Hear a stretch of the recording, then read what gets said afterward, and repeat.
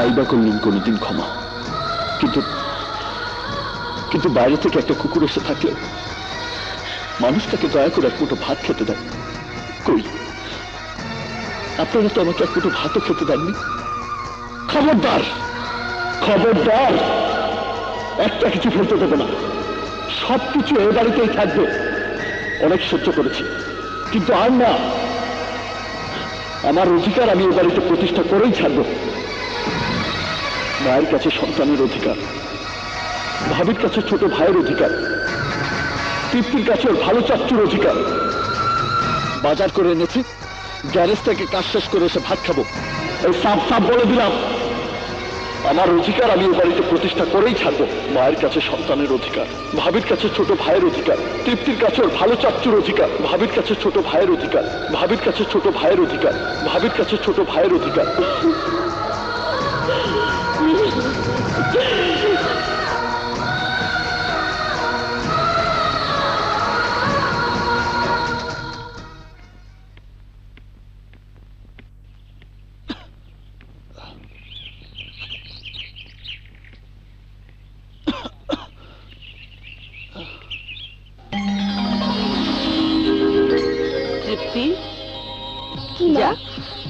তোর ভালো চাচুকে খাবারটা দিয়ে আয়, কাল সারা রাত কিছু খাইনি।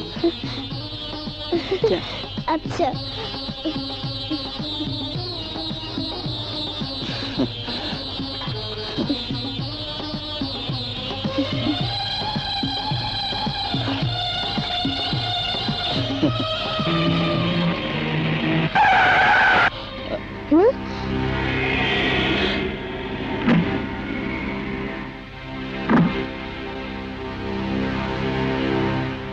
You are under arrest.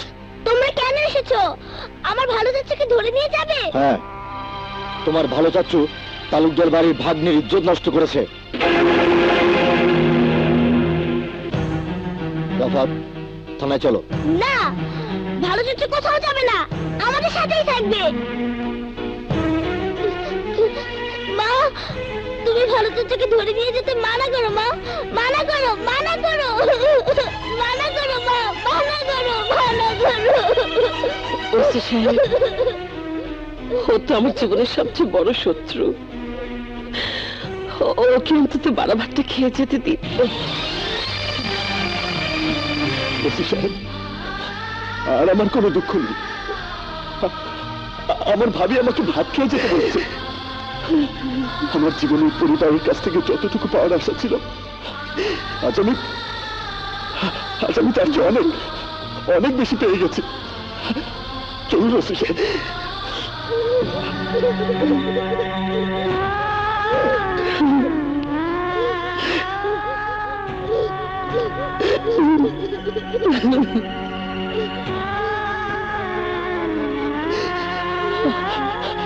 দেখুন ওসি সাহেব, দেখুন, একটু আগে আমার জন্য যে চোখে ঘৃণা ছিল, সেই চোখ দিয়ে এখন পানি ঝরছে। এত বেশি তো আমি চাইনি, এত বেশি তো আমি চাইনি। ভালো চাচ্চু, ভালো চাচ্চু, তুমি চলে যেও না। তুমি চলে গেলে আমরা যে না খেয়ে থাকবো, আমাদের খেতে দেবে কে? আমি আবার আসবো, তোমার এই সুন্দর মুখের ভালো চাচ্চু ডাকটাই আমাকে আবার তোমার কাছে ফিরিয়ে আনবে। তুমি মার কাছে থেকো, একদম দুষ্টামি করবে না।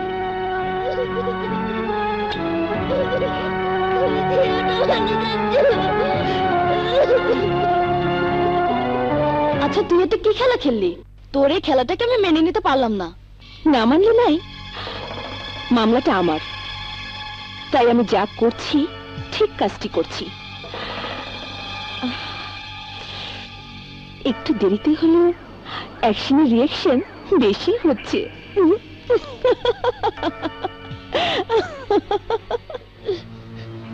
ভালো চাচ্চু, ভালো চাচ্চু, ভালো চাচ্চু, ভালো চাচ্চু, তুমি কোথায়? তুমি কোথায় ভালো চাচ্চু? ভালো চাচ্চু, রিঅ্যাকশন থেকে এই জ্বর হয়েছে। ছেলেটার চলে যাওয়া ও মেনে নিতে পারেনি, চাচ্ছ? সত্যি কথা বলতে কি, এইসব জ্বরে অনেক সময় নার্ভ দুর্বল হয়ে অন্য সিরিয়াস কিছু ঘটে যেতে পারে। মেয়েটার দিকে তাকিয়ে ছেলেটাকে ফিরিয়ে আনার ব্যবস্থা করুন। কি তুমি আমার কাছে তোমার স্বামীর হত্যাকারীর জন্য কৈফিয়ত চাইতে এসেছো? তুমি কি ভুলে গেছো তোমার পরনে বিধবার শাড়িটা ওই শত্রুর জন্য? শত্রুকে কেউ কোনোদিন ভুলে না, তাই বলে কেমন শত্রুতা? নিজের মান সম্মান নিলাম করে দিয়ে প্রতিশোধ নিতে হবে? এই কেমন শত্রুতা? প্রতিশোধ নিতে হবে বলে এত বড় একটা জঘন্য মিথ্যার আশ্রয় নিতে হবে? এই কেমন শত্রুতা? প্রতিশোধের আনন্দে নিজেকে কলঙ্কিত করতে হবে? তুমি সামান্য গরিবের বউ হয়ে তালুকদার বাড়ির মেয়েকে জ্ঞান দিতে এসেছো? জি না, শুধু বলতে এসেছি ইজ্জত মেয়েদের অহংকার। ইজ্জত রক্ষা করার জন্য মেয়েরা জীবন দেয়, ইজ্জত নষ্ট হতে দেয় না। আপনি বোধহয় প্রথম অনেক সস্তা দামে নিজের ইজ্জত বিক্রি করে দিলেন। কম বয়স, এখনো সময় আছে। ভুলটা শুধরে নিলে মোগলটা আপনারই হবে, নইলে সবাই আপনাকে ধর্ষিতা মেয়ে হিসাবেই জানবে। জানুক, আমি ওকে জেল খাটিয়েই ছাড়বো। ওষুধটা খেয়ে নে দাদু ভাই। না, আমি খাবো না। দাদিমা, ভালো থেকে ফিরিয়ে আনো না। ফিরিয়ে আনতে টাকা পয়সা লাগে দাদু ভাই, ফিরিয়ে আনতে টাকা পয়সা লাগে দাদু ভাই, ফিরিয়ে আনতে টাকা পয়সা লাগে দাদু ভাই, ফিরিয়ে আনতে টাকা পয়সা লাগে দাদু ভাই। তোমার ভালো চাচ্চুকে ফিরিয়ে আনতে হলে জজ সাহেবকে বলতে হবে। জজ সাহেব ছাড়া কেউ ফিরিয়ে দেবে না। এখন মেয়েটার জন্য ওই শত্রু জীবন ভিক্ষা চাইবে? দাদি, আমি তো বলেছি ভালো চাচুকে ছাড়া আমি মরে যাব, তবুও এক ফোঁটা ওষুধ খাবো না। আমি মরে যাই সেই তো ভালো। ওসব অলক্ষণী কথা বলিস না মা, আমি তো চাচুকে তোর কাছে এনে দেবো। আমি জজ সাহেবের কাছে যাব। আমিও যাবো মা। যাবি, তুই যাবি। কি বলছো তুমি? ঠিকই বলেছি জজ দাদু। তুমি বলো আমার ভালো চাচুকে তুমি শাস্তি দেবে না?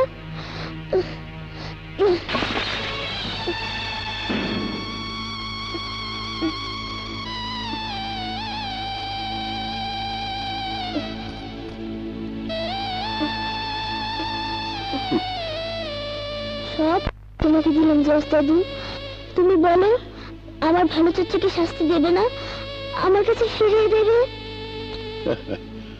তুমি ভালোই করেছো দিদি ভাই, বাবাকে সন্তানের জন্য ঘুষ দিতে এসছো।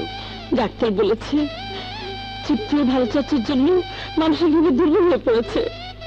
ডাক্তার আরো বলেছে ওর যে কোনো বড় ধরনের দুর্ঘটনা ঘটে যেতে পারে। তাই আপনি ওই বাবলির কথা বিশ্বাস করবেন না, সব মিথ্যে। আমি বলছি সব মিথ্যে। তুমি কি বলবে মা? রাফাত আমার সন্তান, আমার রক্ত। একটা অ্যাক্সিডেন্ট ওকে তোমাদের চোখে খুনি সাব্যস্ত করলেও রাফাত চরিত্রহীন হতে পারে না। তুমি জানো না জজ দাদু, ভালো চাচু ছাড়া আমাদের মুখে ভাত দেবার কেউ নেই। তুমি ভালো চাচুকে ছেড়ে না দিলে আমাদের না খেয়ে থাকতে হবে। তুমি তো জজ সাহেবকে তোমার সব কথা বললে, আমিও তো তোমার ভালো চাচুর বাবা। আমি দেখি আদালতে বসে জজ সাহেব কি করে। Order, order, order. মহামান্য আদালত, এবারে আসামিকে কি শাস্তি দেবেন?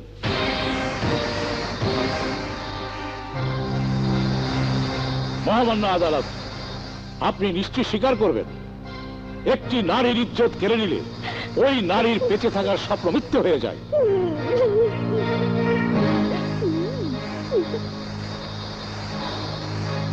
মহামান্য আদালত, আমার মক্কেলকে দেখুন, তার বাধার স্বপ্ন হারিয়ে একটা পাথরের মূর্তি হয়ে গেছে।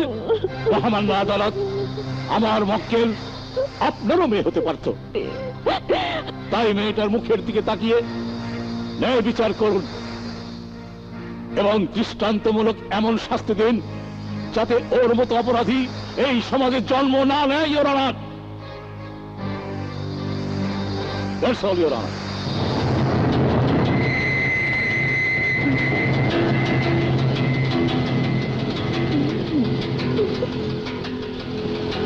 আমি বিচারক হিসেবে মনে করি একটা মেয়ে ইজ্জত হারালে ওই মেয়ে সামাজিকভাবে তার বেঁচে থাকার সমস্ত অধিকার হারিয়ে ফেলে।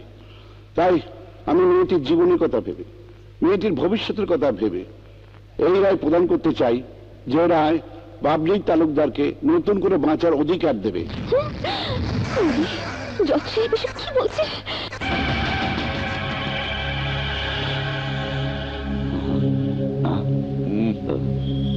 আসামি রাফাত মল্লিক ছেলে হিসেবে কোনো সাধারণ ঘরের ছেলে নয়। আসামির বাবা একজন জজ। সুতরাং আসামির সাথে যদি বাবলি তালুকদারের বিয়ে হয়, এই বিয়ে অবশ্যই বাবলি তালুকদারের স্বপ্ন ফিরিয়ে দেবে, সামাজিকভাবে মর্যাদা নিয়ে বেঁচে থাকার অধিকার নিশ্চিত করবে। আদালত, দয়া করে এই রায় লিখবেন না। আমি যা বলেছি মিথ্যে বলেছি, আমাকে প্রতিশোধ নেওয়ার জন্য বলেছি। আমাকে ক্ষমা করে দে। আদালত, আমাকে ক্ষমা করে দে, আমাকে ক্ষমা করে দিন। তুমি আমার মেয়ের মতো, তাই তোমাকে ক্ষমা করে দিয়ে এই মামলার থেকে রাফাত মল্লিককে আমি বেকসুর খালাস দিচ্ছি।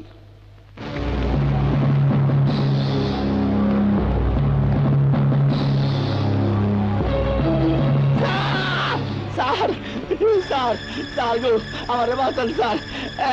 একটা মাইয়া আমার মিথ্যে ধর্ষণ মামলায় ফাঁসা দিতেছে স্যার। আপনি আমার বাবা স্যার। আরে দেখ, কার কাছে তুই মামলা দিস? সে তো বাবলি ম্যাডাম কি বাঁচাইতে পারলো না, তোরে বাঁচাবে কি করে? আমার কি হবে? আরে আয় না, এটা ভুয়া উকিল, অন্য উকিলের কাছে যাবো।